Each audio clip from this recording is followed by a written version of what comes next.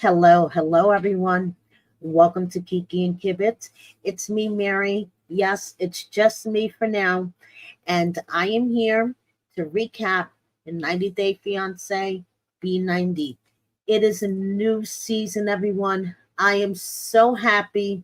Happily Ever After is finally over, and we are starting with a bunch of new fools to tear apart. Now, I'm sorry if I confuse some of you guys. I seen in the comments. I'm starting a little later today than usual. Um, Doing lots of things. Got caught up with stuff, but I'm here. I am going to try to stick to Monday nights at 7 as usual for my recaps. As of right now, it's just me, but stay tuned. Who knows who might be joining me in the future. But if I was going to give this episode a grade, honestly, I would give it a solid A minus. So far, this season, and it's only episode 1. Okay, we got to learn a lot of things on the first episode. We got to learn about how it is to be blind, how it is to be a paraplegic, and a lot of stuff about aliens and another universe that we didn't know about. So it was a very insightful episode, to say the least. And I'm going to jump right into my recap. Stephanie, I agree. The episode was batshit crazy. And yes, Happy Sky, I love most of the couples too so far. I mean, this so far, it's only episode 1. It's early. But it was like, okay, this is cool. I could get into this. So let's get into the recap. We have starting off with Renee, even though her name is spelled like rain, but it's pronounced Renee. Okay. And her Nigerian prince, her words, not mine, Chidi. First of all, Renee is a dairy farmer. Okay. She sells eggs. She has 100, what is it? 130 chickens. Okay. And she really relates to her chickens. She tries to have one on one contact with each and every one. Okay. This is really, really important to her. She also has a bunch of dogs, um, some geese, a bunch of cats, and a horse. She's a single mom of 2. She has a 16-year-old daughter and an 8-year-old son, and she's never been married. And her prior relationship with her children's fathers are it was very toxic. Okay, so she thought that she would never be able to experience the passionate love that she was always looking for. She was looking for, a guy to give these big romantic gestures, kiss her passionately, and all that good stuff. And in her prior relationships, she didn't receive it until she met her Nigerian prince. So she wasn't looking for love on Facebook per se. She was just looking for friends. So he came up as a friend suggestion, and that was it. Within 2 weeks, she said, I love you. He started giggling and said, I love you back. And this was the start of this great love story between them. So they have been spiritually connected for 5 years, and now she is ready to be physically connected, if you know what I mean. Now, Chidi, we first get introduced to him. He's playing soccer with other guys. They're all wearing goggles, and apparently it's a special ball that makes special sounds so they can keep track of it. Everyone on the team is wearing goggles because it basically levels the playing field out. So he's playing soccer and whatever, but he's talking about how difficult it is to be a blind Nigerian man. So we find out how he lost his sight. When he was 17, his friend was climbing a tree and an apple fell and hit him in the right eye. So that caused, damage, and he started to lose sight in his right eye.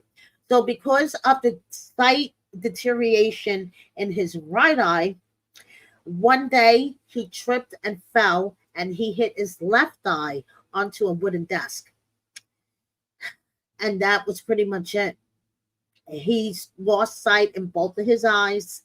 It was really devastating to him, but like he says, he believes that God got him through this. Okay, he is a Christian. He is very devoted to his faith, which is interesting because we're going to get into what Rayne believes in a moment. Okay, so at first, Rayne had no idea. Sorry, Renee. I'm calling her Rayne now. Renee has no idea that Chidi was blind, and Chidi had no idea that he was talking to a white woman. Okay, so he uses a speech app to communicate, and she, sent him a couple of just regular pictures of her, and he had nothing to say. But he kept talking to her the same way. His attitude didn't change. He didn't start treating her differently.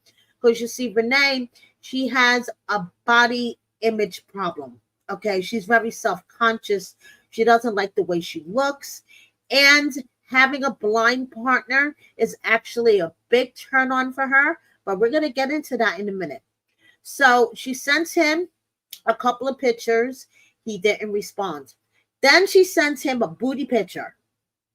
And still, no reaction. No, oh, you have a nice booty. Or, I don't like your booty. Nothing. The guy didn't say 2 words. So she confronted him about it. And he finally admitted that he's completely blind. And that just sealed the deal for good old Renee. Okay? I mean, she really was in love with him. But now she was even deeper in love with him because he can't see what she looks like.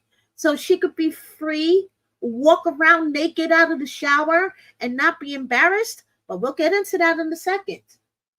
So Renee, like I said, she sells eggs to support her family, but to make some side money, she cleans out her mother's storage units. Her mother owns like a bunch of storage units. So she'll clean out the ones, where people leave stuff behind, etc., to make a little side cash. So she's going off to do a clean out job. And her mom is there with her 2 BFFs that have known Renee since she was a wee baby. Okay. So Renee's like, oh, I'm excited. I'm leaving to Nigeria soon. And her mom is like, first of all, aren't you concerned? Aren't you scared? You're going to this country. You have no idea where you're going. And Renee's like, no, I'm going to be with Chidi. And sometimes you have to do crazy, risky things for the one you love. Okay. So then her mom's friends start asking her, like what's the attraction? And basically she says that, the fact that he's blind is a real turn on for her. So her mom's friends are like, okay, so the big attraction is that he's blind. And she's like, no, I love his mind, I love his personality, but the fact that he's blind, yeah, that's a big turn on for me. Okay, so then her mom's like, how are you going to deal with the cultural differences, especially that he is a strict Christian and you aren't? So she's like, listen, I'm also going there for a purpose because I have to open Chidi's eyes, even though she's blind. He's blind. She's going to open his eyes to the fact that there's a whole nother universe out there. See, Renee believes in God. Okay, don't get me wrong. She believes in God, but she also knows for a fact that there is a whole nother universe out there. Aliens, UFOs, the the Illuminati. Yeah, they all exist. And it's time for everyone to open up their eyes, okay, and realize that there is a whole nother universe out there that isn't mentioned in the Bible. So she thinks that she's going to go to Nigeria and meet her Nigerian Prince Charming and be able to convince this devout Christian man who thanks God for getting him through the hardest time of his life, losing his sight. Okay, Chidi is such a devout Christian that he has made a celibacy vow. He's not gonna knock boots until he's married, but he hasn't told Renee about that yet. Gonna get into that in a second. So, Renee believes that she's going to be able to convince Chidi that there's a whole nother universe out there. Okay. And her mom's friends are like, this is a really immature point of view to think that you're going to be able to go out there and convince someone to automatically see your point of view. So then we see Chidi with his sister. Okay. He lives with his sister Victoria and her husband, and they basically take care of him. He has a room at their place. They feed him and they provide for him financially. His sister's really excited that Renee is coming. She has never hosted a American in her house before. So another thing that Chidi did not mention to Renee, beside the whole not knocking boots thing, is that she's going to be sleeping in a separate room. So she's traveling all the way to Nigeria to see her man of 5 years, and she's not even going to be able to sleep in the same bed with him. So Chidi wanted to wait to tell her in person about these, little things, not so little things. But he also expressed to his sister that as much as he loves her, he does have some concerns about her. One, she has no filter. Like he says, whenever words come to her brain, she just spits them out without thinking. And secondly, she does have a temper. She has a temper, and when she's feeling insecure and jealous and mistrustful, her temper comes out full force. So he doesn't know if he's going to be able to deal with that, and he wants to see her in person to see what's up, So, but I have a little spoiler, okay? She believes in aliens, Illuminati, okay, and a whole universe on the outside of what is in God's Bible. And Chidi is, a devout Christian. Well, he's really grateful for being on the show, but his Facebook status also, and I'm just going to blow this up, guys, so you can see it, also has him listed as single. So I don't know if this is a potential spoiler, but it looks like that Chidi, for at least for the moment, is single. So moving on.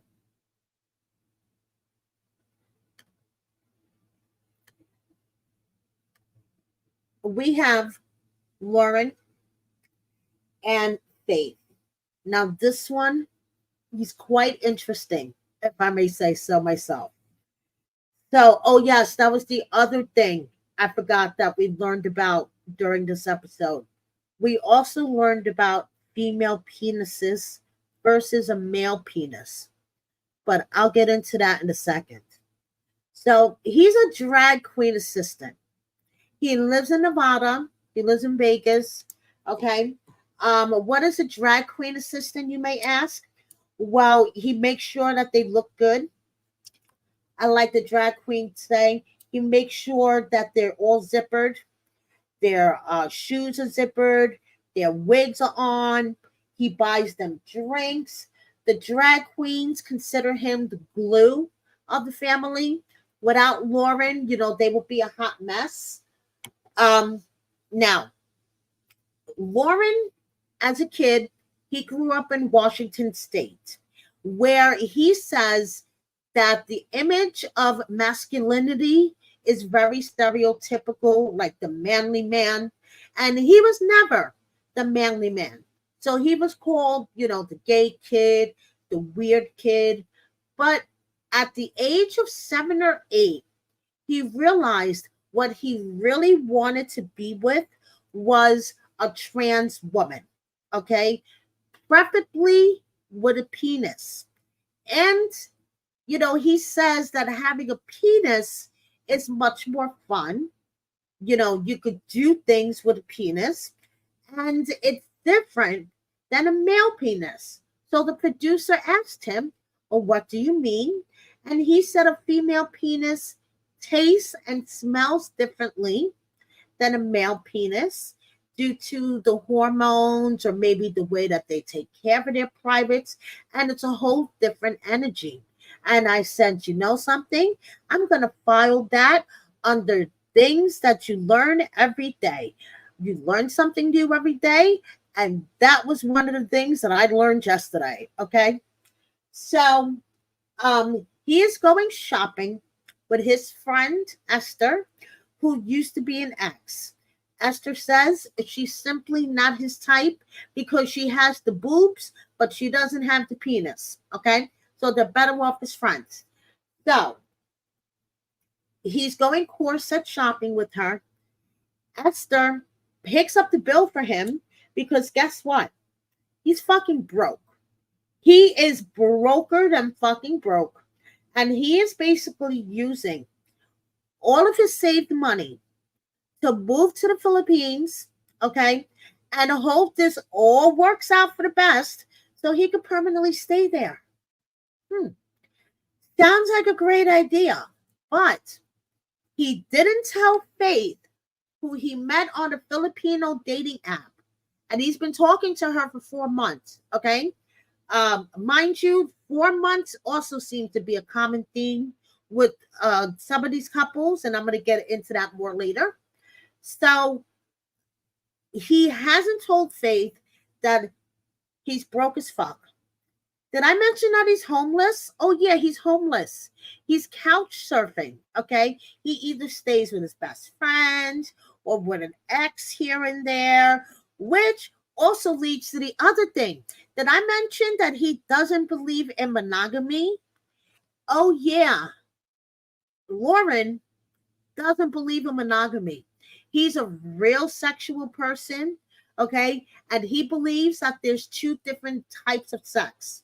Let me light my joint for this one. There's the sex that you have with your partner, the one that you love, that is loving, sweet, passionate, full of feelings. Then there's the sex that you just go and you have with people, maybe to learn a new trick or, just to explore, but just to have fun. Just to have fun. Okay. Now, the problem is that he hasn't told her anything about this. So, Faith, and mind you, that I mentioned that Loren is Faith's first boyfriend. Okay. I don't think Faith is going to be happy with this. Once she realizes that he is a broke ass, he wants to move in with her. And probably for a little bit, she will be supporting them both until he is able to get a job. And he doesn't want to be monogamous, that he'll be screwing around as well. Now, don't get me wrong. Loren is depending on this to work so badly that he's been doing training. Okay. He is taking this seriously. He was cooking some type of shrimp stew in the bathroom to steam up the bathroom. Okay. Because he heard in the Philippines it's hot, steamy, and humid. So he's steaming up the bathroom, cooking the stew, doing exercises, push-ups and all that good shit, breaking a sweat, okay, because he's really serious. This has to work. So he might as well get used to the weather in the Philippines, and why not start some training now while you're making yourself a shrimp stew. Now, who the fuck eats shrimp with the shell still on? That's what I want to know. I'm asking for a friend and I'm asking for myself, because watching him sit there and eat the shrimp and hearing the shells crunch, actually, I felt like what's his name? Oh my god, I'm going blank. Lily's partner from the other way. Josh, with that sound disorder thing that he can't take certain sounds, slurping and things. Listening to Loren crunch on those shrimp shells, I felt like I'm like, oh my god, stop it. Okay. So he's going to his boss to help his boss get together some last minute stuff, because Loren is leaving to the Philippines. I know, Sherry, he didn't devein the shrimp or anything. It was gross. Ugh. Okay. So he's hanging out with his boss, and he's like, oh, do you mind if I call Faith? She's just getting up. There's a 15-hour time difference. Okay. So, their video chats are kind of hard to schedule. So whenever he's able to call her, that kind of makes her day. Excuse me. So he calls her on video and he's like, hi, honey, how are you? And she's admiring all of the costumes that are behind him and stuff. And he's like, are we still going to be sleeping in a separate hotel room when I get there? And she's like, yes, honey, I just kind of want to take things slow. And we talked about this. And he's like, well, I'm a really sexual person, and I'm going to be flying to Philippines to be alone. And so basically he's like trying to guilt her, but she's standing her ground, and she's like, no, we're going to have, separate rooms, get to know each other slowly. I really don't think that she's going to be happy at all to hear that he's broke. She's not moving to the US, and he doesn't believe in monogamy. I don't think this is going to go over too well. But his friend / ex, Esther, takes him to the airport. Esther even sees that he's like a scared little boy. And he said so himself. He hasn't traveled much. He's barely even been to airports. He's so excited. He doesn't know what the fuck he's going to do. This has to work. This has to work, according to him. But unfortunately, my gut feeling is telling me that this is not going to work. But it's only episode 1, so we shall see. Now, we're going to move on to Tigerlily and her 22-year-old Jordanian model fiancé, Adnan. She lives the fancy life. Yeah, she really does. We first see her coming out of a fancy car, walking into a fancy watch store, where she proceeds to buy a $26,000 watch. You know something? I totally agree with you. So far this season, I agree. So anyway, she has fancy spending habits when it comes down to clothes, shoes, sunglasses, cars, things of that nature. At 30, she met someone, got pregnant, and decided to get married, that would be the best thing. And he was very controlling. She called it the golden bird cage. She had all of the fancy material things that she could ever want, but she wasn't allowed to have any friends. He controlled her every move. She stood in the marriage for as long as she could because of the children, but she finally gathered the strength and said, fuck this. I'm not dealing with this controlling bastard anymore. And she left. Her divorce took 4 years.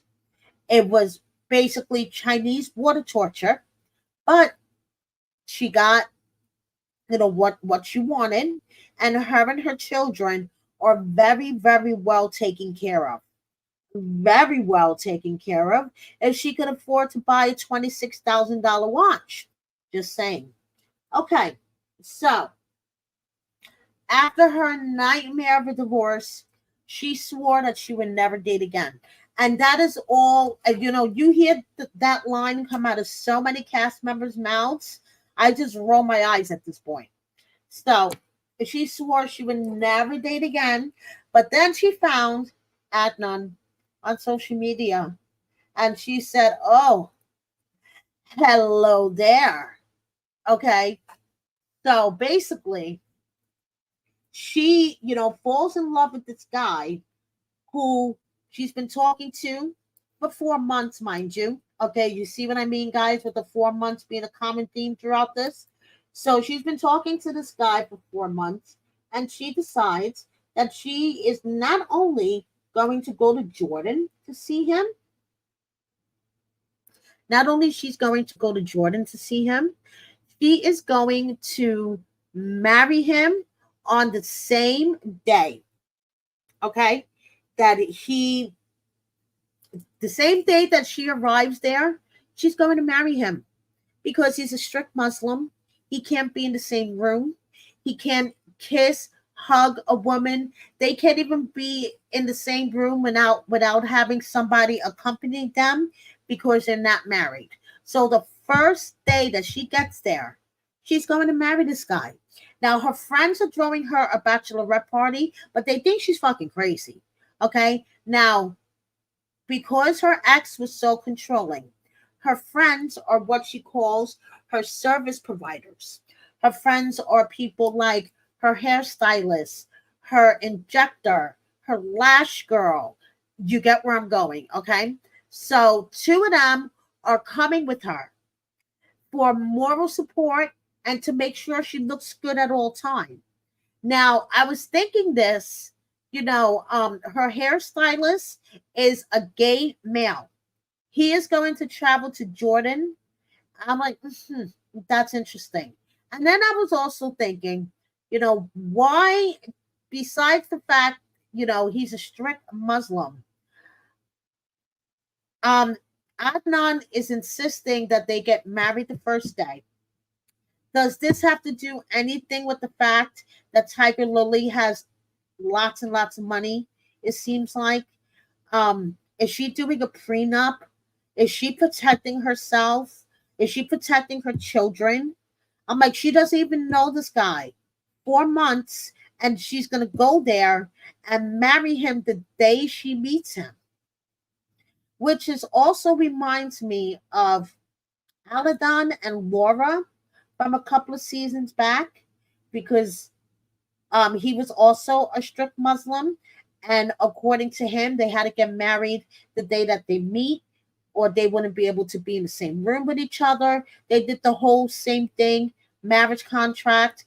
2 days later, a big, huge wedding, and we all see how that relationship ended. Okay, Laura pulled out a purple vibrator. Aladdin said, "What the heck are you doing?" And it pretty much went downhill from there. So Tigerlily is pretty much doing the same thing. She's going to sign the marriage contract the first day she gets there. And then they're going to have this huge Jordanian wedding, okay? Which she hasn't done anything. All she's done is picked out her wardrobe. There's going to be 200 people on his side and 2 people on her side, okay? And basically, he has planned everything, which he kind of feels, that's kind of a romantic gesture. Maybe it's a tad bit controlling, but hey, it's a romantic gesture in her eyes. In my eyes, I am like, okay, what the fuck is going on here? Is this another wannabe Darcy Shekinah 2.0? Wants to be on TV? Because Logistically, this relationship makes no fucking sense. She went from a hellish marriage that took her 4 years to get out of. Okay. She went from that to I'm never going to date again to I'm going to marry a 22-year-old Jordanian model who most likely is going to be controlling because he's a Muslim man. Um, Tell me, how does that make sense? Yes, I hope Tigerlily has a prenup and menopausal queen. I agree. Tigerlily is the triplet to the silver twins. Say that again. Okay, so let's see. Do I have any other? By the way, they never discussed whether or not he's a virgin, his sexual experience, anything like that. She has no fucking clue what she's getting herself into. And I say, I believe this is scripted. Okay, it's still episode 1, but this is smelling scripted to me, like something ain't right about this. But we shall see. Now, moving on, we have Brian and Ingrid. Brian is from Illinois. Ingrid is from Brazil. Now, he's an Uber driver and also a paraplegic. And we learned a lot during his segment.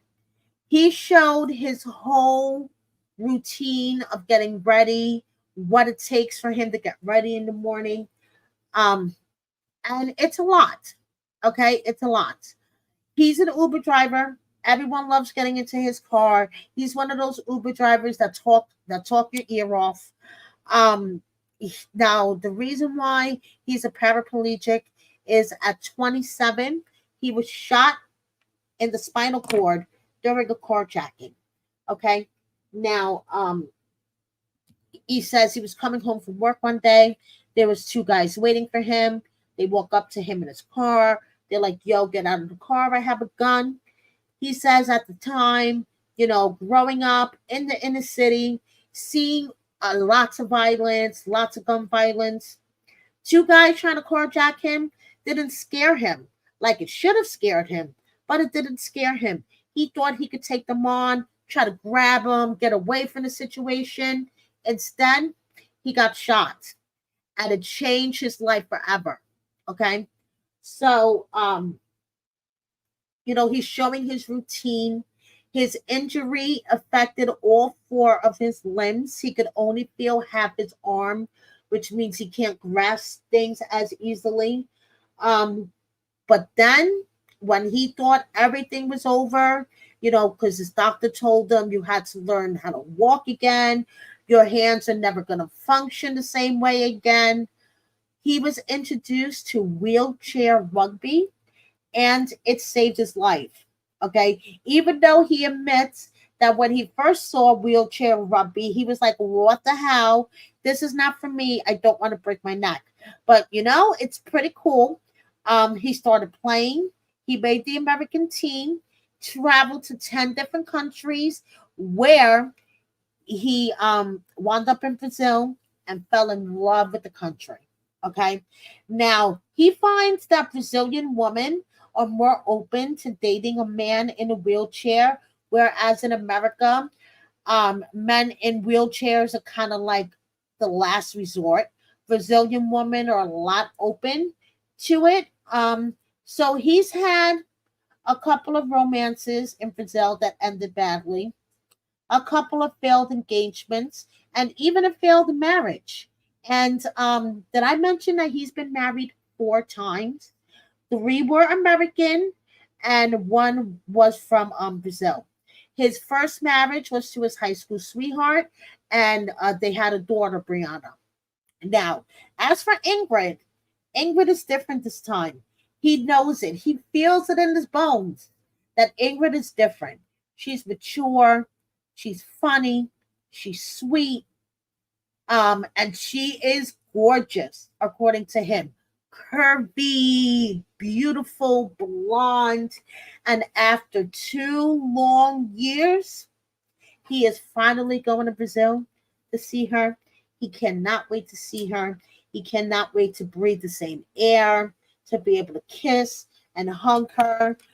But there's certain things that they haven't talked about, like with his um wheelchair rugby teammates. They One of them asked him about the sexual aspect. Ingrid doesn't know that he takes Viagra, and actually for a paraplegic, and this I filed something under you learn something new every day. For a paraplegic to ejaculate, it's actually not a good thing. And they don't associate that with pleasure, because when they do ejaculate, they get really bad headaches because of all of the blood rushing to their head, hand spasms, like all sorts of things happen. So it's not pleasurable for them to ejaculate. And another thing that um Brian mentioned was that Ingrid never asked him about the sexual aspect, the bathroom aspect. There has been a lot of things that they haven't talked about yet. And also, Ingrid doesn't know what he says is the true story behind his carjacking, that there's a lot more to it, and Ingrid doesn't know about it. So he's heading to Brazil. Okay. He has butterflies. He's hoping that this is it. Okay. Because, like, even his daughter said when she was driving him to the airport, this has become a family joke. Okay. He has been to Brazil so many times for so many different women that it has become a joke in the family, whether or not he's going to stay there, come back with a new chick, or whatever. So his daughter's like, please don't tell me that you have a ring. Yes, menopausal queen. He also said if he ejaculates that it could cause a aneurysm. Absolutely correct. So his daughter's like, I don't know, if this is just going to be another one of his famous trips, or if, this is for good. So she's like, please don't tell me you have a ring on you. And he's like, listen, I don't, but I can't promise you anything.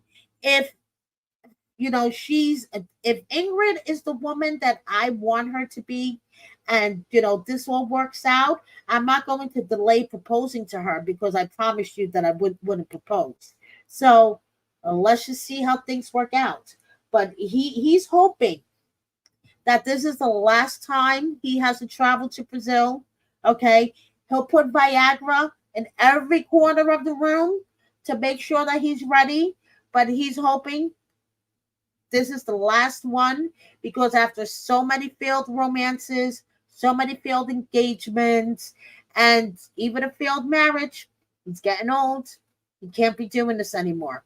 So we shall see. I am hoping that things all work out for him.